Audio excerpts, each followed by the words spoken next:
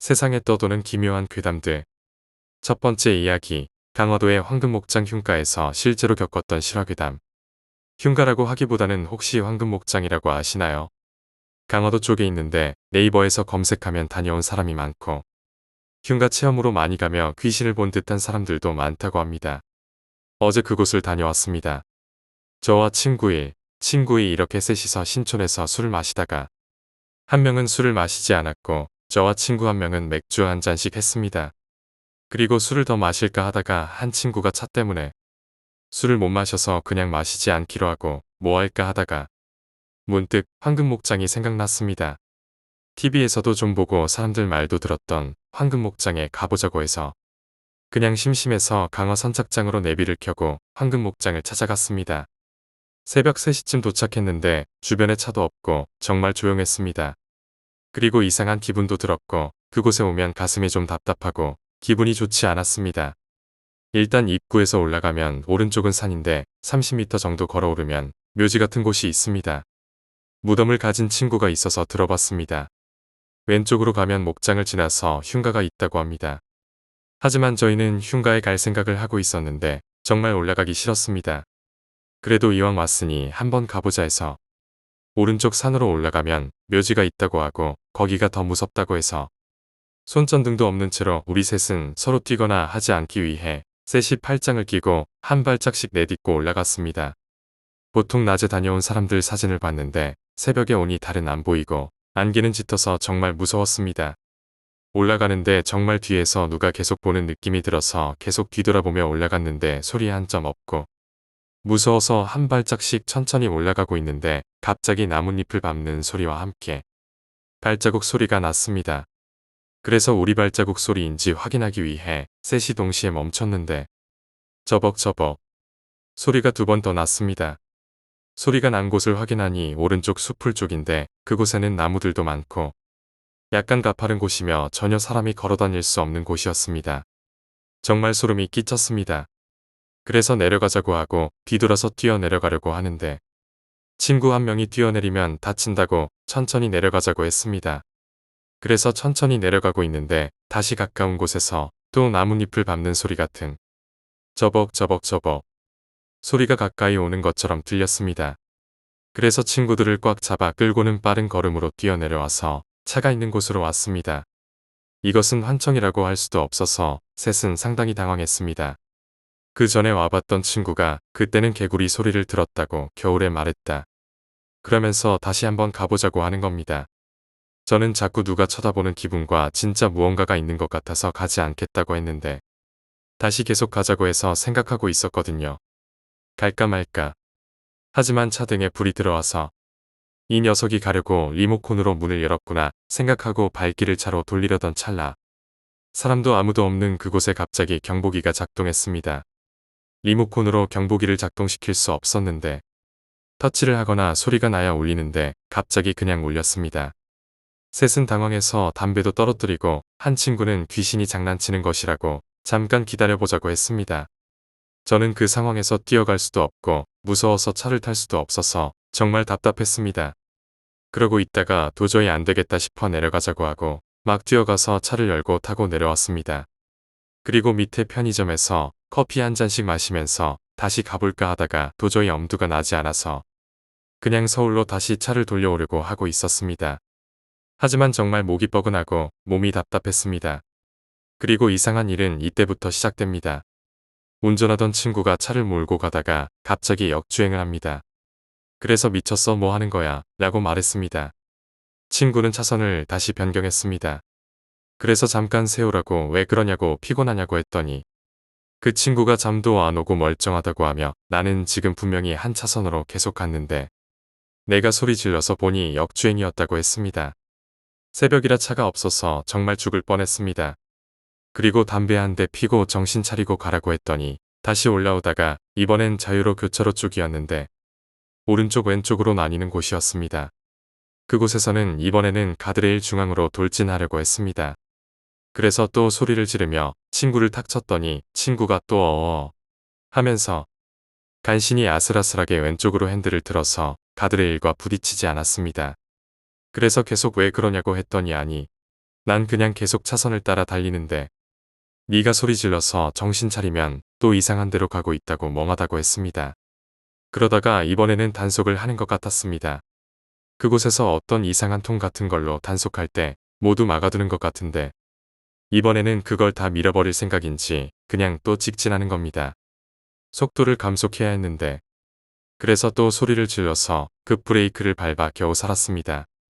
그리고 도저히 이렇게 가다가 사고 날 것 같아서 운전대를 바꿔잡고 돌아왔습니다. 귀신이 씌인 건지 장난치는 건지는 모르겠지만 아무튼 재미도 없는 이야기지만 어제 이런 일이 있었습니다. 그리고 생각한 건데 장난으로 흉가나 무덤가 귀신 출몰하는 곳 간다는 건 정말 좋지 않은 생각 같습니다. 어제 진짜 3번씩이나 죽을 뻔하고 그런 일 겪으니 다시는 그런 곳에 가고 싶지 않네요. 굳이 간다면 말리진 않겠으나 정말 조심하시길 바랍니다. 황금목장에 대한 정보는 네이버에서 황금목장이라고 검색하면 여러 다녀온 사람들의 글이 있으니 한번 보세요. 궁금하시면 검색해보세요. 흉가까지는 가지 않아도 정말 묘지 쪽만 다녀온 것만으로도 다시 가고 싶지 않은 곳이네요. 두 번째 이야기, 비닐하우스. 초등학교 때 일입니다. 아마 5학년 여름방학이었던 것으로 기억합니다. 아버지 친구 중에 과천에서 비닐하우스 농사를 짓는 분이 계셨습니다. 그래서 여름방학 동안 아버지 친구분 집에서 지내기로 했습니다. 그 집에는 나보다 1살 많은 아들과 나랑 동갑내기 딸이 있었습니다. 아버지 친구분의 집은 비닐하우스 안에 있었고 잠도 거기서 잤습니다. 낯선 환경이라 그런지 이상하게 눈이 졸려서 뻑뻑해지고 막 땡기는데 잠이 들지 않았습니다. 아저씨네 식구들은 모두 잠들어 있었고 그렇게 계속 뜬 눈으로 얼마 정도 뒤척였을까. 갑자기 기분이 이상해졌고 무언가 바닥으로 날 확 잡아당기는 기분이 들었습니다. 실제로 그랬다는 게 아니고 기분이 그랬습니다. 그리고 곧이어 갑자기 쏟아지는 비. 세찬 빗방울이 비닐하우스 천장을 때리는 소리가 커져갔습니다. 비 소리 때문인지 더욱 잠이 안 오고 아까 느꼈던 이상한 기분에 신경이 쓰여 있을 때 갑자기 밖에서 여자 울음소리가 들렸습니다.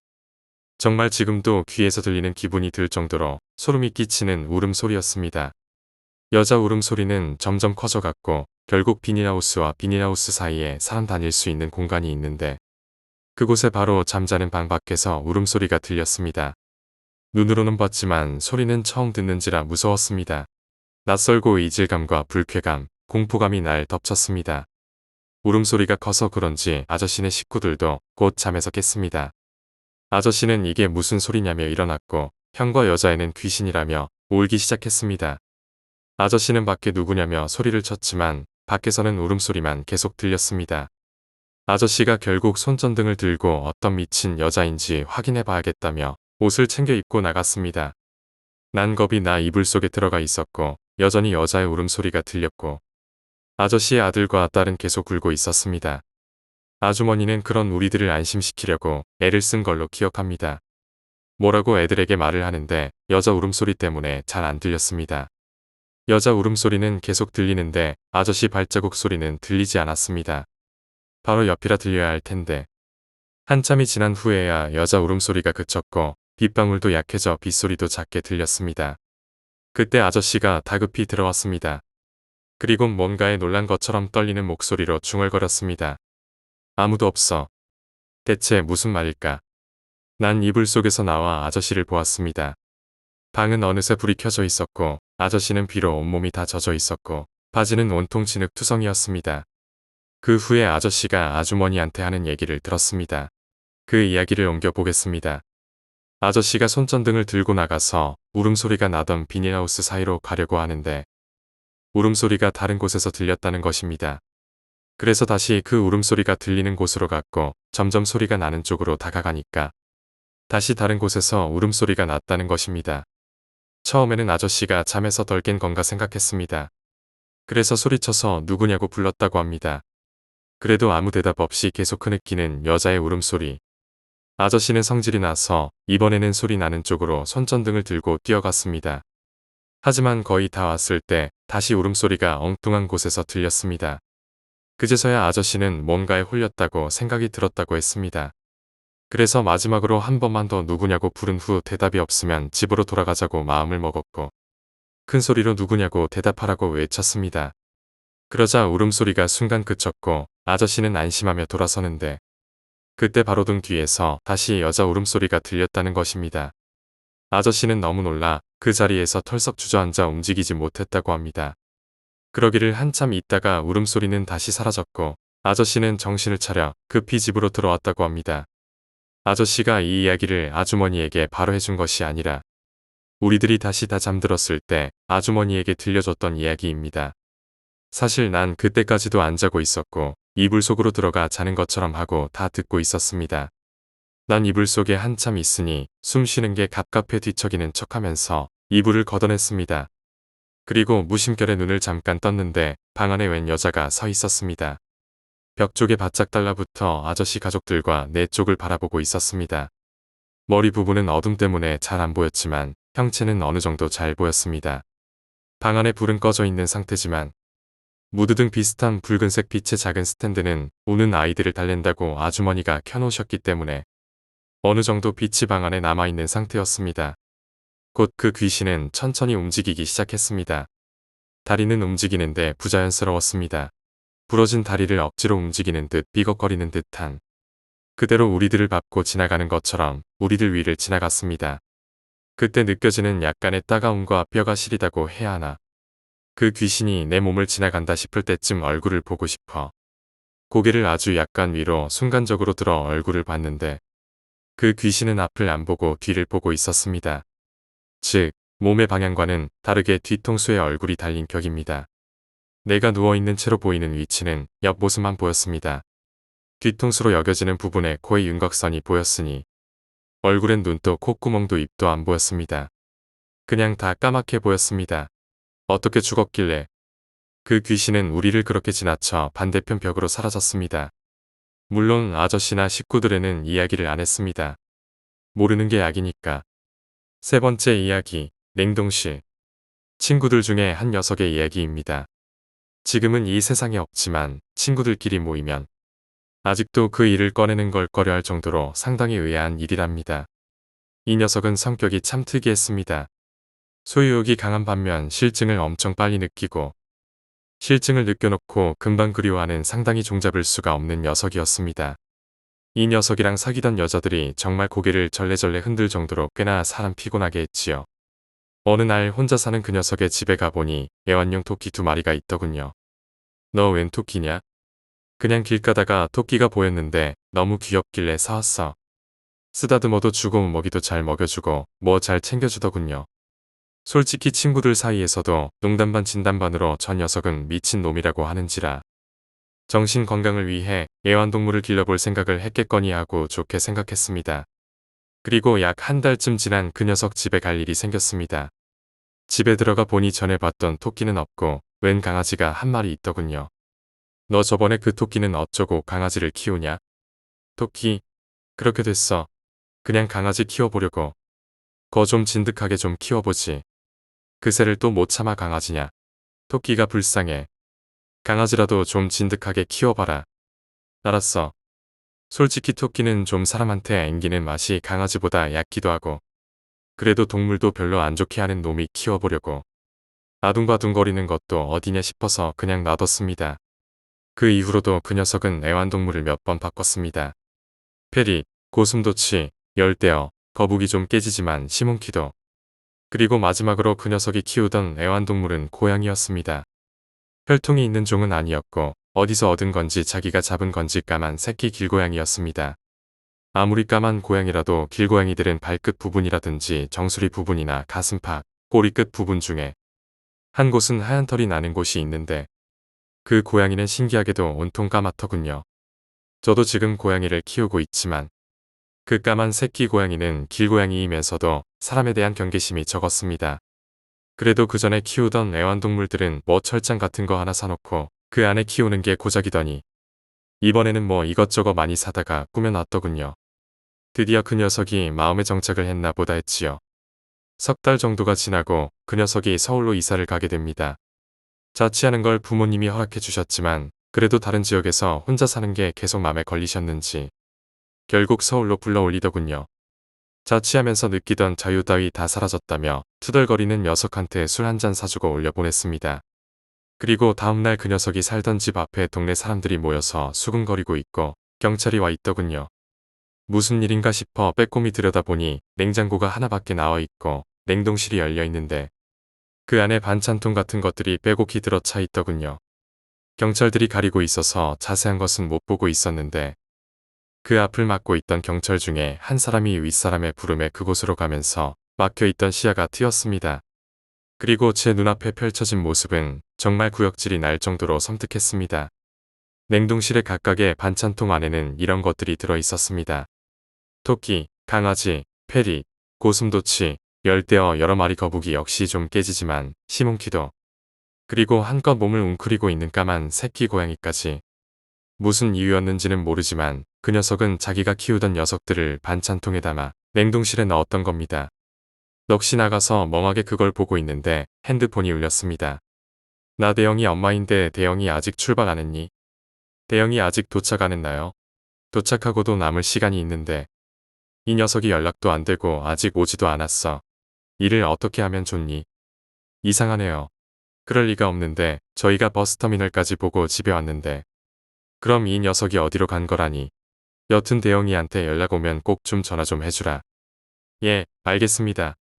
몇 시간 후 냉동실 사건으로 경찰에게 연락을 받으신 그 녀석 어머니는 실신하셨다가 일주일 만에 깨어나셨다고 들었습니다.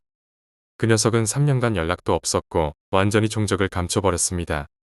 그러던 어느 날 친구 녀석한테 전화가 옵니다. 대영이한테 방금 전화가 왔어. 그 자식 지금 어디래?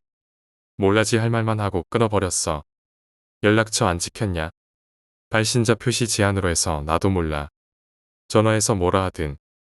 안 그래도 그 이야기 때문에 전화한 건데 너 어디냐? 지금 너 집이냐? 집이지 왜? 전화로 이야기하자만 좀 길어. 내가 너희 집으로 갈게. 그래 얼른 와라. 저희 집에서 걸어서 한 15분 거리에 사는 친구 녀석이 얼마나 헐레벌떡 뛰어왔으면 5분 만에 저희 집에 오더군요. 대영이가 우선 듣고 좀 숨이나 돌리고 이야기해라. 그러던 이 숨 넘어간다. 잠시 숨을 고른 친구 녀석이 입을 떼더군요. 이제 좀 살겠네. 그래 대영이가 전화해서 뭐라든. 몰라 그 자식 이상했어. 나도 맨 처음에는 대영이가 전화했다는 생각을 못하고 누가 장난 전화하는 건지 알고 엄청 욕했거든. 근데 목소리가 딱 대영이더라고. 그러니까 뭐라든 거냐고. 추워 미안해 이 소리밖에 안 했어. 그놈 완전 도는 거 아니냐? 8월에 뭐가 춥다고. 그러니까 나도 장난 전화하는 건지 알았다니까. 확실히 대영이 맞아. 너 진짜 장난 전화 받은 거 아니냐? 내가 대영이 목소리도 못 알아보겠냐. 그 새끼랑은 5살 때부터 친구인데. 그럼 확실한데 도대체 추워 미안해 이게 무슨 개소리야. 저와 친구들은 다 같이 모여. 도대체 그 녀석이 왜 그런 전화를 하고 끊었는지 또 다른 전화가 온 건 없었는지 이야기를 나눠봤지만 더 이상은 소득은 없었고 그 녀석 어머니께 전화를 드려봐야 더 심려만 끼쳐드릴 것 같아서 저와 제 친구들은 그냥 입을 다물어 버렸습니다. 그리고 또 다시 1년 반 정도의 시간이 흘렀습니다. 봄의 어느 날 저는 그 녀석의 어머니께 전화 한 통을 받았습니다. 나 대영이 엄마야. 건강은 좀 많이 나아지셨나요? 한번 찾아가 뵙지도 못하고. 대영이 찾았다. 네, 찾았어요. 어디서요? 강가에서. 어머니, 왜 우세요? 무슨 일이세요? 대영이가 죽었다. 그날 바로 저와 친구들은 서울로 올라갔습니다. 그동안 마음고생이 얼마나 심하셨는지 그 녀석 어머님은 뼈만 앙상할 정도로 말라 계셨고 그 녀석 아버님 또한 어머님과 크게 다를 바가 없었습니다. 그리고 그 녀석의 아버님께 이야기를 들을 수 있었습니다.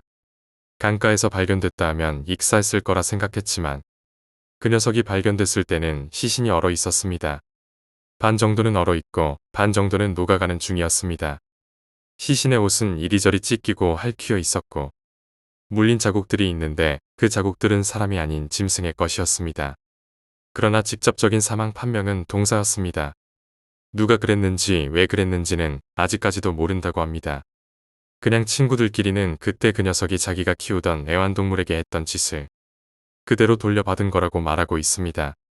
모든 생명들에게는 혼이 있다고들 합니다. 감정도 있고 우리와 언어가 통하지 않을 뿐이지 의사소통도 한다고 하더군요. 그 표현이 소리가 될 수도 몸짓이 될 수도 있다고 합니다. 여러분께서 키우는 애완동물만이 소중한 것은 아닙니다. 그렇다고 인간으로 태어났다고 하여 인간이 아닌 다른 생명들을 함부로 해도 된다는 특권은 없습니다.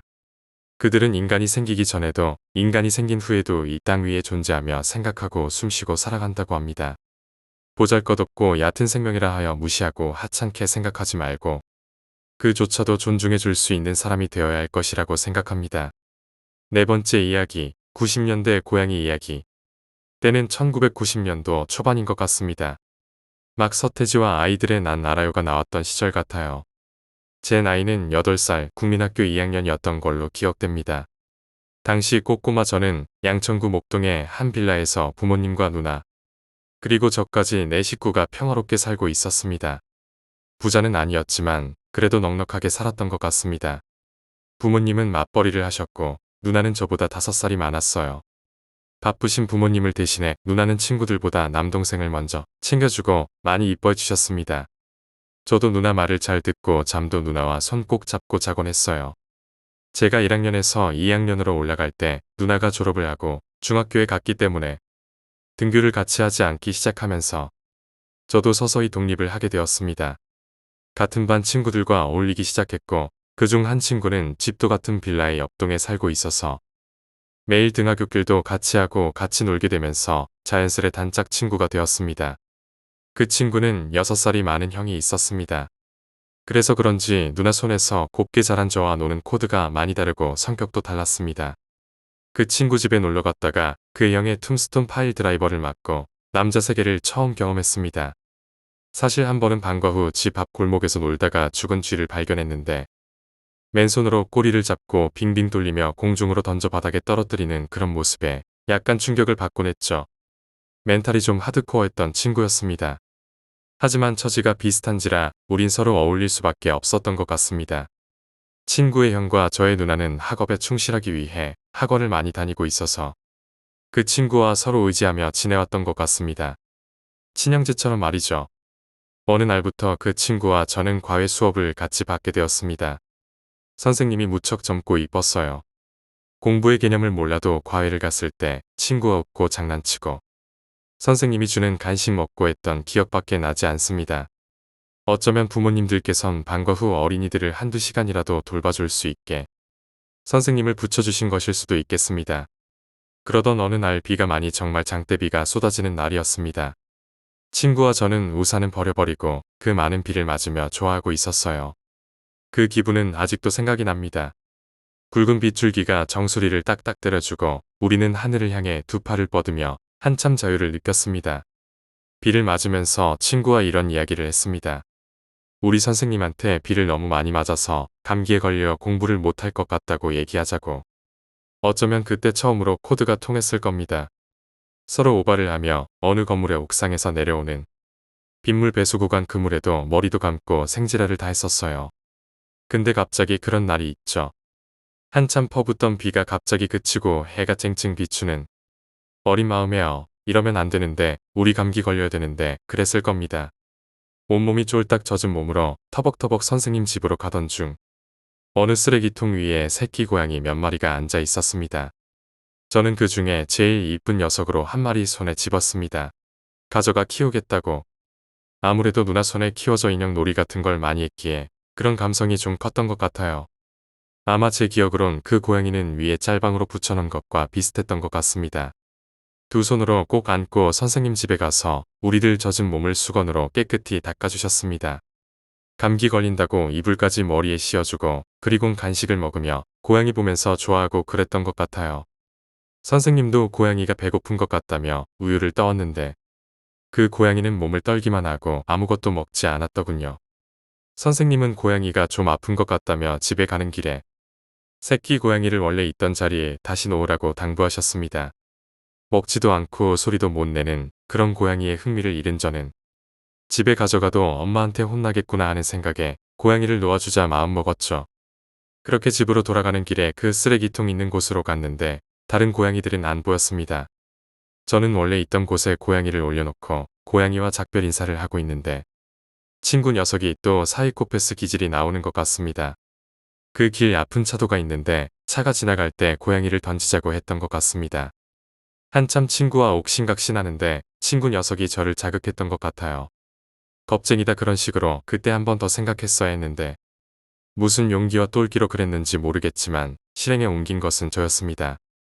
그리고 기억나는 건 지나가던 차에 던지고 그 순간은 저도 잊고 싶었는지 아님 충격을 받았던 건지 그 짧은 순간은 기억이 나지 않네요.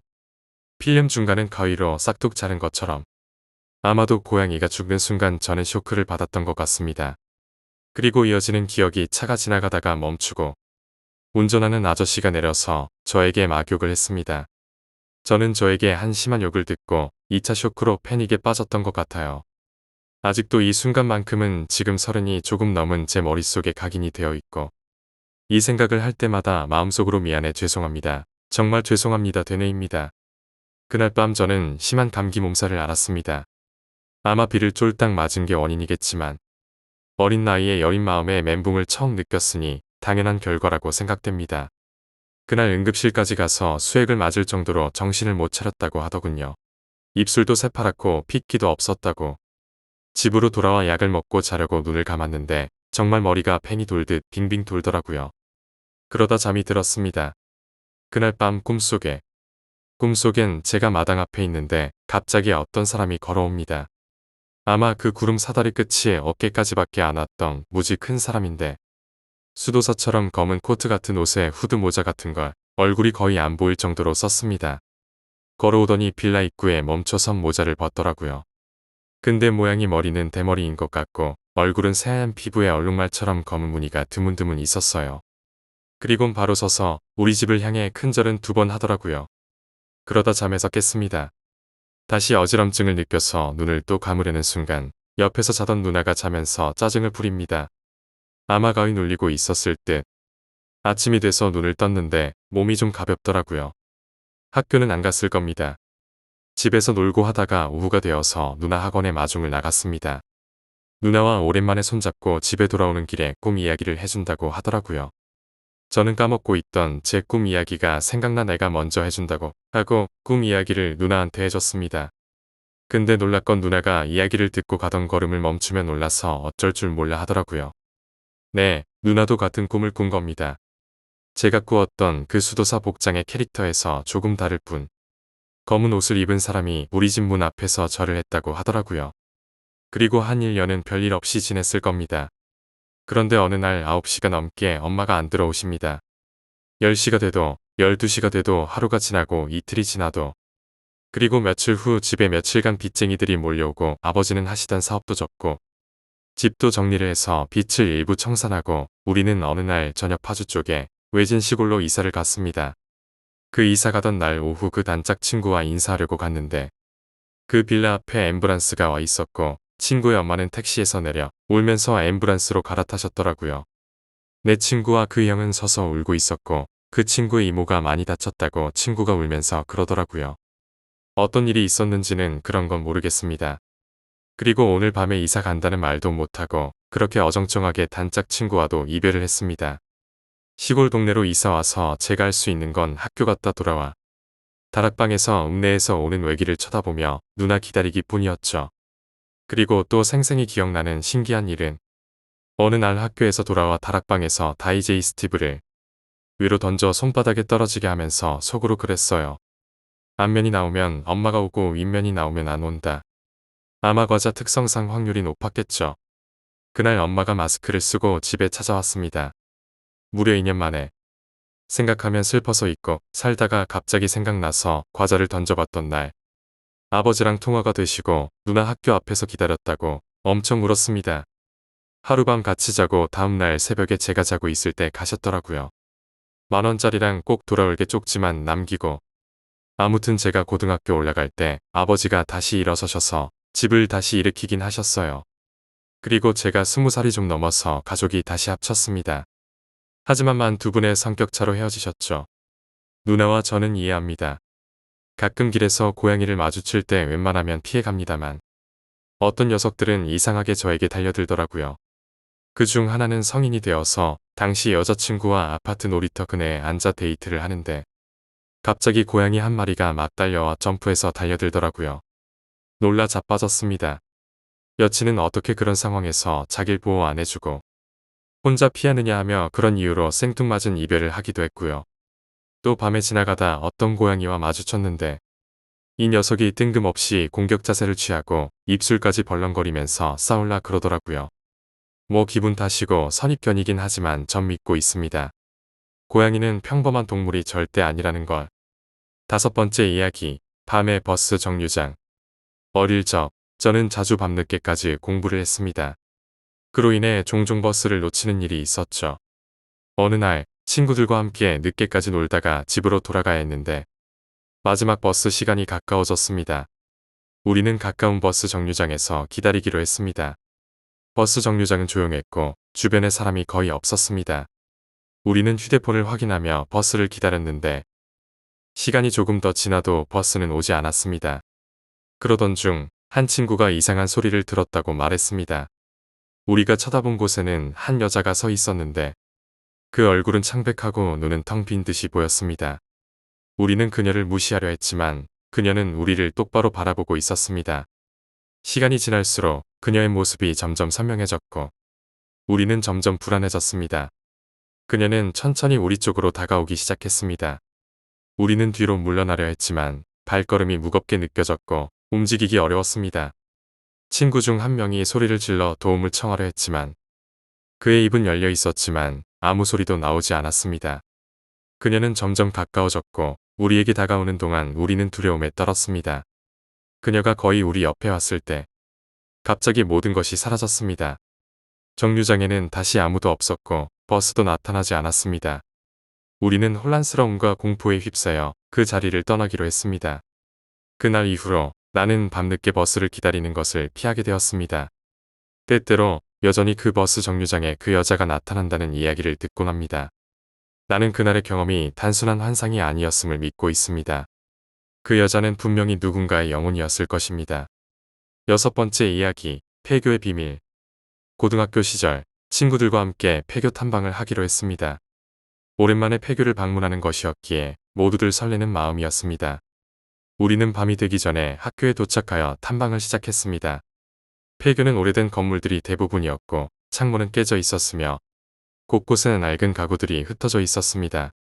우리는 각자의 역할을 정해 건물 곳곳을 탐험하기 시작했습니다. 나는 1층 강당을 맡았고 친구들은 다른 건물들을 맡았습니다. 강당에 들어서자마자 차가운 기운이 느껴졌습니다. 무대는 비어 있었지만 누군가의 발자국 소리가 들리는 것 같았습니다.